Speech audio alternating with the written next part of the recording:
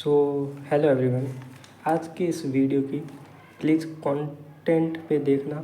इस वीडियो की क्वालिटी पे मत जाना कि मैं इस वीडियो को किस तरीके से बना रहा हूँ। इस वीडियो को आप जो कंटेंट देखोगे ना, आपको पता चल जाएगा मैंने क्या दिया है। ठीक है, तो टॉपिक है, चैप्टर है सेमीकंडक्टर।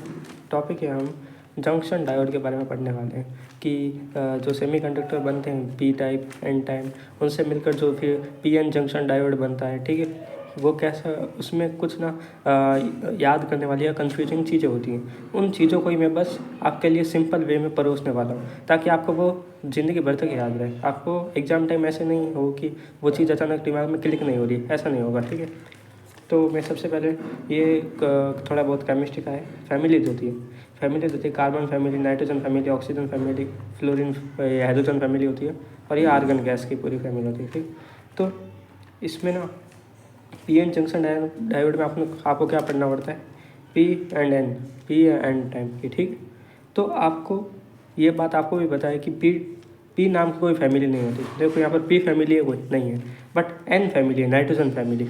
ठीक है, तो नाइट्रोजन फैमिली से आपको याद आएगा क्या, ये पेंटावेलेंट होता है। आपको भी पता होगा केमिस्ट्री में इतना कि नाइट्रोजन फैमिली का जो भी होगा एलिमेंट वो पेंटावेलेंट होगा। ठीक है, सी से कार्बन फैमिली, ओ से ऑक्सीजन फैमिली, ये हो सकता है। ठीक, तो नाइट्रोजन फैमिली वाले पेंटावेलेंट होंगे, और इनके एग्जाम्पल है जैसे कि ये फॉस्फोरस हो गया, आर्सेनिक हो गया। ठीक है, तो ये नाइट्रोजन फैमिली में आते हैं। अब एन से क्या याद आएगा, नाइट्रोजन फैमिली के एन से आपको क्या याद आएगा कि ये एन टाइप सेमीकंडक्टर बनाएंगे। फॉस्फोरस, आर्सेनिक, ये पेंटावेलेंट है, और ये नाइट्रोजन फैमिली में आते हैं। एन से एन टाइप सेमीकंडक्टर बनाएंगे। एन से ये याद आ जाएगा कि एन टाइप सेमीकंडक्टर बनाएंगे। और दूसरा देखो, एक का हमने पता लगा दिया कि जो पेंटावेलेंट होंगे तो वो डोपिंग के टाइम या फिर नॉर्मली अगर आप इनको इंट्रिंसिक भी देखो, अगर आपका इंट्रिंसिक, फिर भी ये एन टाइप सेमीकंडक्टर बना देंगे। ठीक है, और अगर एक बंदा, पेंटावेलेंट वाला बंदा एन टाइप सेमीकंडक्टर बना रहा है, तो दूसरा यानी कि पी टाइप कौन बनाएगा, जो ट्राईवेलेंट होगा। क्योंकि आपको भी पता है कि यहाँ पर या तो पेंटावेलेंट पढ़ने पड़ते हैं या ट्राईवेलेंट पढ़ने पड़ते हैं। ठीक है, तो दूसरा जो पी टाइप बनाएगा वो होगा ट्राईवेलेंट, जैसे कि बोरॉन, गैलियम, जर्मेनियम। ठीक है, ये ट्राईवेलेंट बनाएंगे।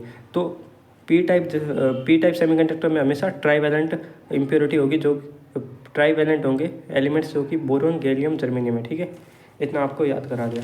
अब अगली चीज़ अगर देखें हम,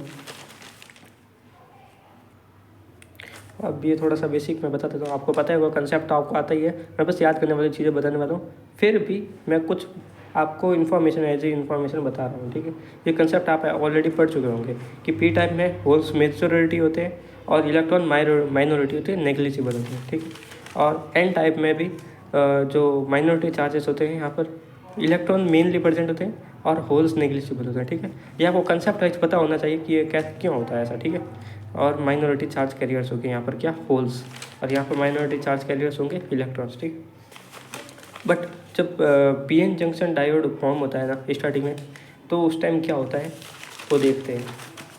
मान लो अभी आपने पी एन जंक्शन, ये क्या है, ये पी साइड है और ये एन साइड है। ये पी वाला प्योर सेमीकंडक्टर है, पी साइड वाला, और एन साइड वाला ये प्योर सेमीकंडक्टर है।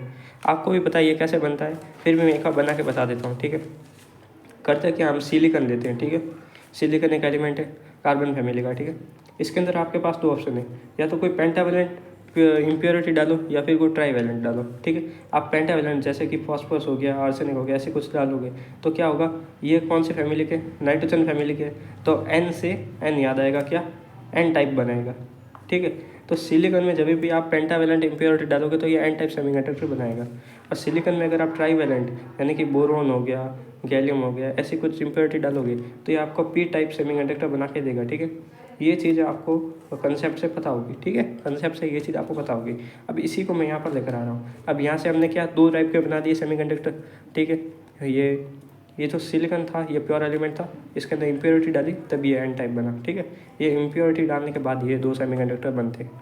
और इसके अंदर आपको पता है कि क्यों होल क्रिएट होते हैं, होल क्यों क्रिएट होते हैं पी टाइप में, और इसके अंदर पॉजिटिव सिलिकॉन क्यों क्रिएट होते हैं, ये भी कंसेप्ट होता है, आपको पता होगा। ठीक है, अब मैं यहाँ पर मेन टॉपिक पे आता हूँ, मैं जो ट्रिक्स आपको याद करवाने वाला हूँ चीज़ें। ठीक है, अब यहाँ पर क्या होगा कि डिप्लेशन रीजन क्रिएट हो जाएगा। अगर पी और एन दोनों टाइप के सेमीकंडक्टर आपस में जोड़ दिया जाए तो क्या हो जाएगा, अगर इस सर्किट को कंप्लीट कर दिया जाए, ठीक है, बैटरी वगैरह कुछ नहीं जोड़ी, अभी ओनली जोड़ा है नॉर्मली, तो क्या होगा यहाँ पर कुछ जो इलेक्ट्रॉन होंगे ना, यहाँ पे इलेक्ट्रॉन मेन होते हैं एन टाइप में और पी टाइप में होल मेन होते हैं। तो यहाँ से अचानक से इलेक्ट्रॉन बहुत भारी मात्रा में होल की तरफ दौड़ेंगे। क्यों? क्योंकि होल के पास इलेक्ट्रॉन की डेफिशिएंसी है, तो वो उसको हम पॉजिटिव मान के चल सकते हैं, क्योंकि उसके पास इलेक्ट्रॉन है ही नहीं, तभी तो वो छेद है, होल है, ठीक है।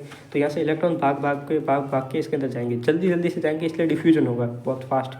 और उसी फास्ट डिफ्यूजन के चलते यहाँ पर देखो यहाँ से यहाँ इलेक्ट्रॉन जा रहे हैं, तो पी से एन की साइड क्या आएगा? करंट आएगा, ठीक है। तो यहाँ पर मैंने डायरेक्शन बना दी है, आप देखते जाओ। एन से पी की साइड जा रहे हैं इलेक्ट्रॉन्स डिफ्यूज़ होके, तो पी टू एन आएगा करंट, ठीक है। आई डिफ्यूजन आएगा, ठीक है। तो I diffusion flows from P to N side, जो तो यहाँ पर अपना क्या होगा? पोटेंशियल डिफरेंस आ जाएगा, बिकॉज यहाँ से तो बिकॉज यहाँ पे करंट फ्लो होगा यहाँ से यहाँ, तो यहाँ पे पोटेंशियल डिफरेंस भी होगा, जो कि अप्रॉक्सीमेटली इतना होता है, डाटा है, याद कर लो। और ये डिप्लेशन रीजन की जो विड्थ होती है ना, ये होती है अप्रॉक्सीमेटली 1 माइक्रोमीटर, ठीक है। और इलेक्ट्रिक फील्ड की डायरेक्शन क्या है?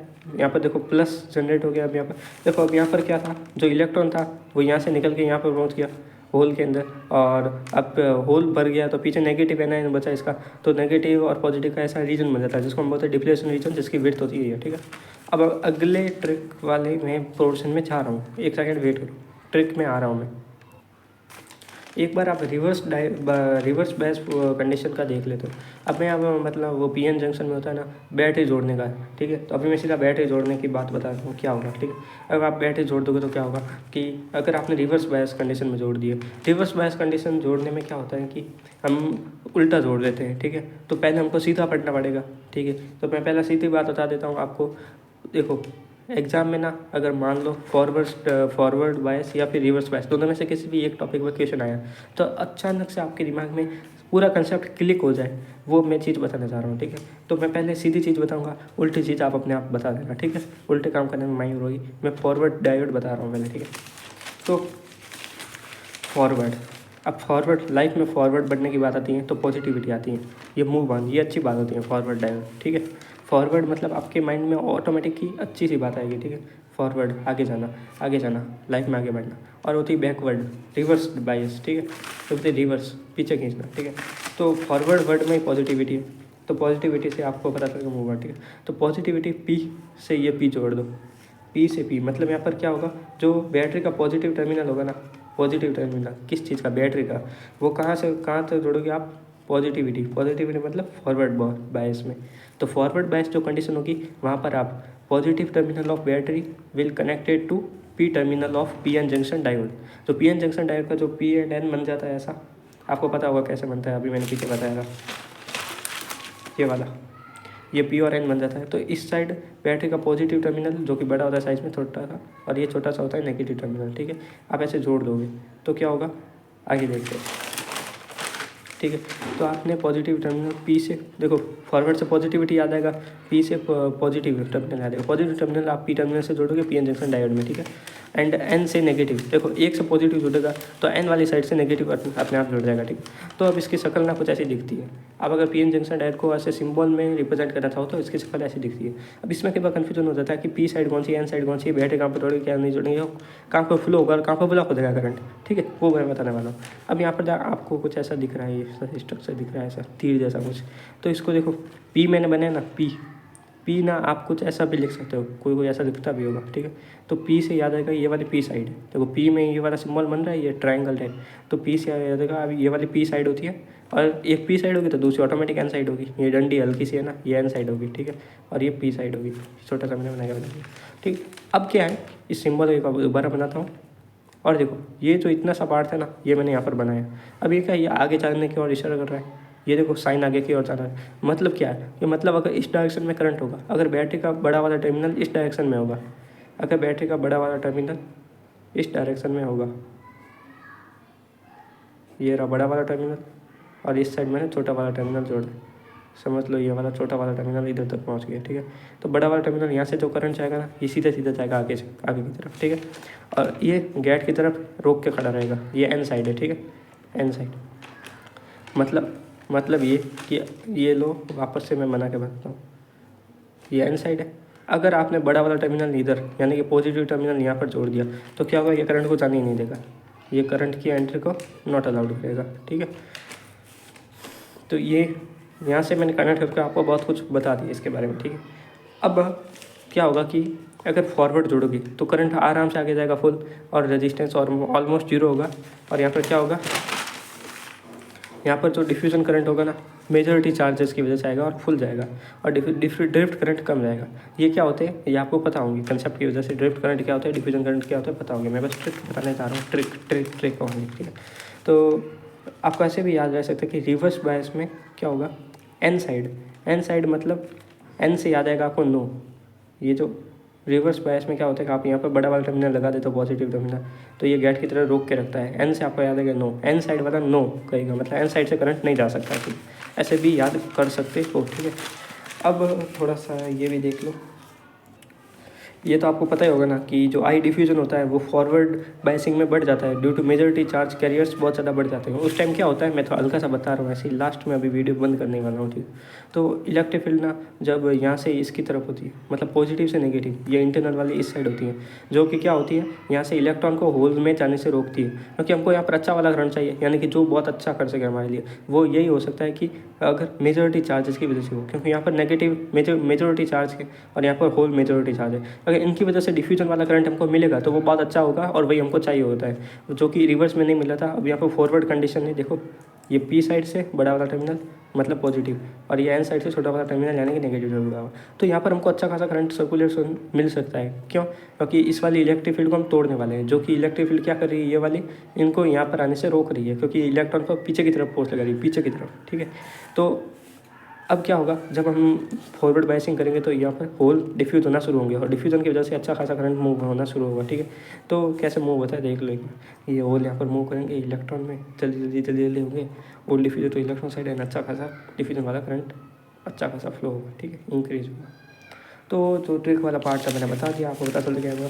थोड़ा बहुत जहाँ पर जरूर थी इन्फॉर्मेशन, यानी कि हल्का सा कंसेप्ट देने की, वो भी मैंने बताया, बट कंसेप्ट मैं नहीं पढ़ा था, आपको क्लास में पढ़ के आना होगा, तब आपको ये थोड़ा बहुत यूज आपके काम आ सकता है। थोड़ा बहुत भी काम आएगा ना, अच्छी बात है।